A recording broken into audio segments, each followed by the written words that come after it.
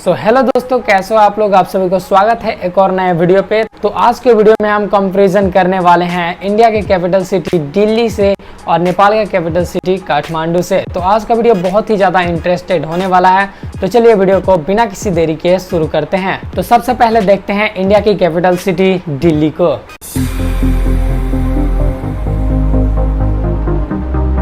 बहुत ही गजब रास्ता है यहाँ पर भाई। दोस्तों, ये है नई दिल्ली, जिसे इंद्रप्रस्थ के नाम से भी जाना जाता है। नई दिल्ली भारत की राजधानी के रूप में कार्य करता है। 12 दिसंबर 1911 को इस शहर को बनाया गया, जो कोलकाता के बाद भारत की नई राजधानी बना। नई दिल्ली आज 42.7 वर्ग किलोमीटर के इलाके में विस्तृत है। जनसंख्या की बात करें तो यहाँ 2011 में अंतिम जनगणना हुई थी, जिसमें दिल्ली की जनसंख्या लगभग 2.5 लाख लोगों के आसपास पाई गई। जनसंख्या और क्षेत्रफल का अनुपात निकाल कर देखें तो यहाँ 5900 व्यक्ति प्रति वर्ग किलोमीटर का जनसंख्या घनत्व पाया जाता है। वैसे तो सिर्फ नई दिल्ली ही भारत की राजधानी है, लेकिन नई दिल्ली और पुरानी दिल्ली दोनों को ही लोग भारत की राजधानी मानते हैं। यहाँ की साक्षरता की बात करें तो यहाँ की 89% आबादी पढ़ी लिखी है।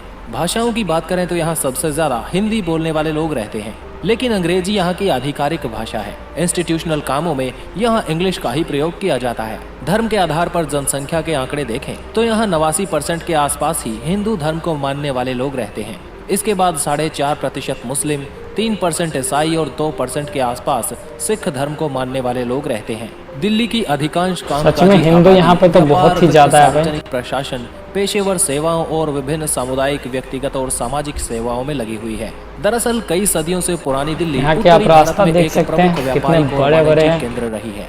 90 के दशक से नई दिल्ली अंतर्राष्ट्रीय कॉरपोरेट और वित्तीय नेटवर्क में एक महत्वपूर्ण नोड के रूप में काम कर रही है। 20वीं सदी की शुरुआत में यहाँ मशीनी उद्योगों का काफी बढ़ता चलन देखा गया। हाल ही में इलेक्ट्रॉनिक्स, इंजीनियरिंग का सामान, ऑटोमोबाइल पार्ट्स जैसी कई चीजें विनिर्माण क्षेत्र में बढ़ती चली गई।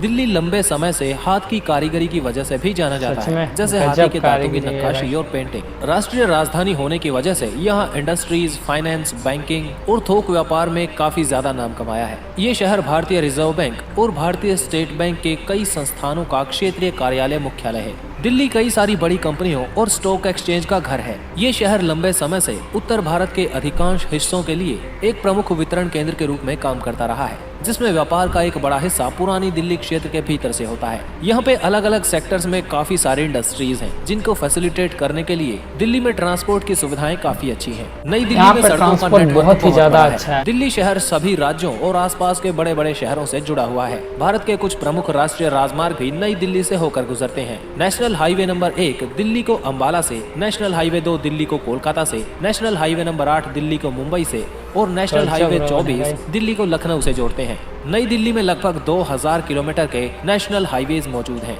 दिन के समय में नई दिल्ली की सड़कें बहुत ही भीड़ भरी होती हैं और इस समय प्रदूषण का स्तर भी दिल्ली में काफी ज्यादा होता है। सच में दिल्ली में प्रदूषण बहुत ही ज्यादा मौजूद है, जो ट्रांसपोर्टेशन के टाइम को घटाते हैं। नई दिल्ली मेट्रो का नेटवर्क भी काफी बड़ा है और ये शहर के एक हिस्से से दूसरे हिस्से में जाने का सबसे फास्ट साधन है। साथ ही दिल्ली मेट्रो सबसे सुरक्षित और साफ यातायात सेवाएं उपलब्ध करवाता है। एयरवेज और रेलवेज भी यहाँ के महत्वपूर्ण ट्रांसपोर्ट सिस्टम में से एक है, जो नई दिल्ली को अन्य शहरों और देश के भीतर और बाहर जोड़ते हैं। इससे लोगों को विभिन्न विकल्पों का लाभ मिलता है और यात्रा करने में सुविधा होती है। दिल्ली का इंदिरा गांधी इंटरनेशनल एयरपोर्ट दुनिया के कई देशों से इसे जोड़ता है। ये हवाई अड्डा देश के मुख्य हवाई अड्डों में से एक है।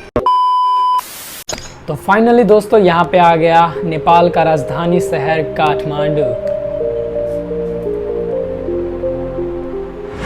दोस्तों, ये है हमारे पड़ोसी देश नेपाल की राजधानी काठमांडू। इस शहर की खूबसूरती की बात सबसे अलग है। ये शहर चारों तरफ पहाड़ों से घिरा हिमालय की भाई बहुत ही ज्यादा खूबसूरत ये जगह है। आप इस जगह की खूबसूरती का अंदाजा इसी बात से लगा सकते हैं कि यहाँ की हर एक गली और सड़कों पर आपको अलग अलग तरह की आर्ट और आर्टिस्ट सच में ये तो सही बात है। यहाँ पे बहुत ही ज्यादा आपको आर्ट देखने को मिल जाता है। विशाल भूभाग पर विस्तृत है। अगर मेट्रोपॉलिटन एरिया की बात करें तो 899 वर्ग किलोमीटर के इलाके में फैला है।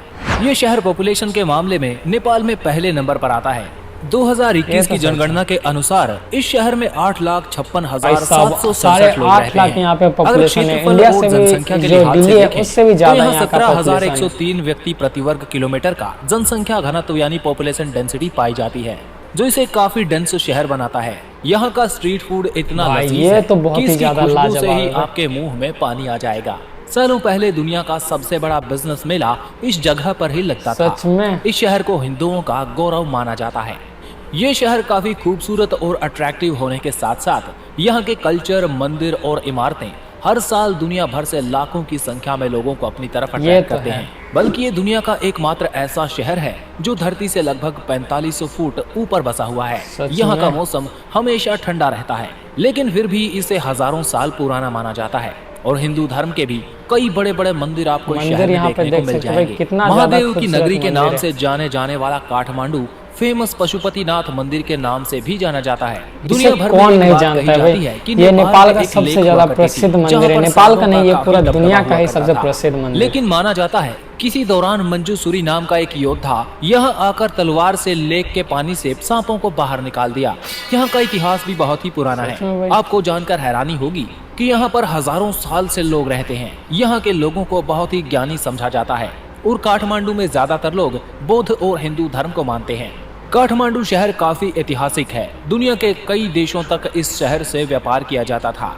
आज भी अगर इस शहर पर ठीक से ध्यान दिया जाए तो ये दुनिया का सबसे बड़ा बिजनेस हब बन सकता है। दोस्तों, काठमांडू भारत के शहरों जैसा ही लगता है। नेपाल में जाकर कई भारतीयों को ऐसा कतई महसूस नहीं होता कि वो दूसरे देश में आए हैं, क्योंकि यहाँ का माहौल काफी दोस्ताना है और साथ ही ये एक हिंदू राष्ट्र भी है। काठमांडू के लोग आप देखेंगे कि फुल मस्ती करते हैं और जिंदगी को खुलकर जीते हैं।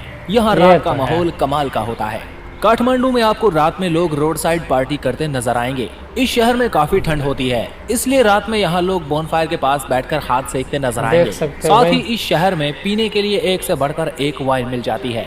काठमांडू पूरे नेपाल से अलग है। ये नेपाल के सबसे साफ सुथरा शहर माना जाता है।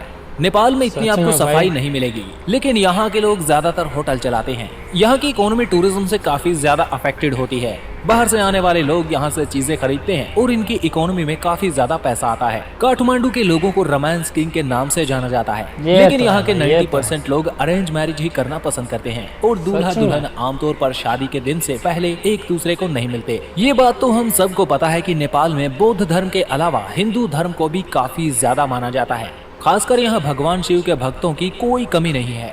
आपको बता दें कि पशुपतिनाथ मंदिर नेपाल का सबसे फेमस मंदिर है, जिसे यूनेस्को की वर्ल्ड हेरिटेज साइट्स में गिना जाता है। यहाँ पर हमारे देश के प्रधानमंत्री श्री नरेंद्र मोदी जी भी जा चुके हैं। आपको ये शहर कैसा लगता है, कमेंट करके जरूर बताएं। तो दोस्तों, यही था नेपाल का कैपिटल सिटी काठमांडू। दोस्तों, आपको ये कैसा लगा? वैसे काठमांडू की बात करी जाए तो यहाँ पे सबसे जो प्रसिद्ध चीज है वो है यहाँ की मंदिर। काठमांडू पूरे मंदिरों के लिए पहचाना जाता है। तो दोस्तों, अब आपसे एक सवाल पूछते हैं कि आपको इस वीडियो देखने के बाद आपको काठमांडू और दिल्ली में से कौन सबसे अच्छा लगा, तो कमेंट करके मुझे ज़रूर बताइएगा। वैसे मेरी माने तो मुझे तो दोनों ही बहुत ही अच्छा लगा। आपको कौन सा लगा कमेंट करके ज़रूर बताएं। मिलते हैं एक और नए वीडियो में, तब तक के लिए बाय बाय।